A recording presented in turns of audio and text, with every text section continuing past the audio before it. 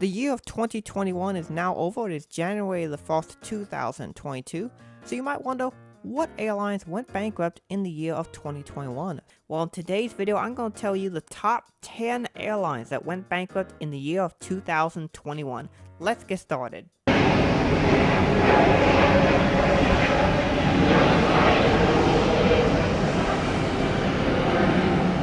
Now, to be clear, some airlines did actually make a profit in the year of 2021, mostly airlines based here in the United States. However, some airlines around the world did also make a profit, but today we're focusing on the airlines that did not quite make it through the 2021 calendar year. Now, a total of 16 airlines filed for declared bankruptcy or were liquidated or ceased operations permanently in some form or another. So we're going to cover those airlines. I'm just going to quickly mention the 6 airlines that did not make the cut for the list. They are Lake Air in Italy, Great Dane Airlines of Denmark, Orange to Fly of Greece, Fly My Sky of New Zealand, Air Amtoe of Belgium, and Ethiopian Mozambique Airlines of Mozambique. However, we are going to talk about in this video in particular the 10 airlines that I thought were most interesting. So we're going to get started here with Stobart Air, which was a subsidiary of Aer Lingus and their Iceland subsidiary that they owned. This airline operated regional services in Iceland and folded in the year of 2021, ceasing operation. You're going to see a lot of these regional airlines that were owned by somebody else folding. A lot of these airlines are either owned by the parent company or were refinanced and restructured into another regional or mainline carrier in order to reduce operating costs. In many cases, these weren't an airline that fully went bankrupt, but a subsidiary company of a different company that went bankrupt and went into another business. But this was the first of a few that we're going to see on this list, Stobart Air of Iceland. The next one is Amazon's Uruguay Airlines. This was an airline that had a really cool livery, and they operated ERJ-195s and CRJ-200s. They flew in Uruguay, particularly into the deeper portions of Uruguay into the Amazon rainforest, as the name would say. Now, the airline did heavily focus on travelers who would be coming in for tourism. Obviously, during the pandemic, tourism is not something that's going on a whole lot, so this airline failed very quickly, unfortunately, because of that. The next airline is another subsidiary. This is Air Iceland Connect. They were the regional subsidiary of Icelandair, and they were folded into the main Icelandair brand. It will be interesting to see if Icelandair does continue to operate their former routes and just put them in the Icelandair branding, or what will happen. But this airline did fold in 2021. They could fly to some beautiful places in the country of Iceland, and a lot of these small regional airlines had some really unique services. Number 7 is Sky Regional Airlines. This was one of the regional jet operators for Air Canada. They operate the ERJ-175, and the airline is being absorbed into the Air Canada group and will be relaunched under the Jazz Aviation brand, which already is the largest regional brand for Air Canada, and eventually will probably be the only regional operator for Air Canada. This wasn't really so much an airline going bankrupt as essentially a refinancing of Sky Regional Airlines back into Air Canada, fully into the Air Canada and Jazz Aviation brand. At number 6, we have Mango Airways, which was the ultra-low-cost carrier arm of South African Airways. This airline did go under in the year of 2021, which partly saved South African Airways from going under. One of the issues with a mainline carrier operating a discount carrier motto along with their mainline carrier is the mainline carrier will try to bring their mainline operations into a discount market, where a discount airline really needs to operate almost completely differently from mainline carriers, such as operating out of secondary cities, operating routes that wouldn't normally be served, and operating a route network that is not the hub and spoke model. A lot of airlines in the past have had difficulties with this, particularly here in North America, with most of the major carriers trying to launch their own discount carrier, such as United with TED and Delta with SON. None of these ventures were really successful, as these mainline carriers didn't really fully understand the ultra low cost or discount market. Same thing here with Mango Airways and South African Airways. This was another really cool and very colorful airline, but eventually they would not be successful and they were withdrawn from operations in order to save cost with South African.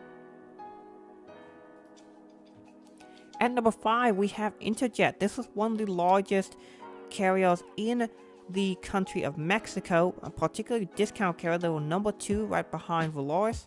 Interesting enough, someone did comment on my top 10 airlines going bankrupt in 2021 video. I pinned that comment, and basically they were saying, hey, Interjet's going to go bankrupt, and they wrote a whole comment about what was going on. You could read it here on the screen, but Interjet eventually went bankrupt in the early portions of 2021, ceasing operations and receiving a government order to stop operations, and they are currently in court filings. This airline operated a large variety of aircraft, from the Airbus A320 even to the Sikorsky Superjet and modern aircraft like the Airbus A321neo. At number 3, we have CSA Czech Airlines. This was the national flag carrier for the Czech Republic and one of the oldest airlines in the world. They were formerly started as the flag carrier for Czechoslovakia before that went into being taken over by a bunch of countries and then parted after the Cold War into 2 separate countries. CSA Airlines, though, did go bankrupt in the year of 2021, not being able to survive the financial crisis of the pandemic. This airline operated a wide variety of fleet, from historical aircraft to modern aircraft, and even operated a couple of wide bodies at times, but unfortunately, the current financial situation deemed that one of the oldest airlines in the world would not be able to survive. One of the biggest national flag carriers to go bankrupt is here at number 3. We have Air Namibia, which was the national flag carrier of the country Namibia. Now, they did have a fairly small fleet. They operated 4 Airbus A319s, 2 Airbus A330-200s, and 4 ERJ-135s at the time of this airline going bankrupt. They at one time even operated the Boeing 747, but due to the downsizing of their fleet and the operations, they no longer operate it. Now, this airline eventually would go bankrupt as tourism into the country Namibia has gone down in recent decades, and despite the fact that the country is one of the most beautiful countries in the world, it wasn't enough to convince travelers to come to the country, particularly during the pandemic, and the airline was not able to survive the pandemic.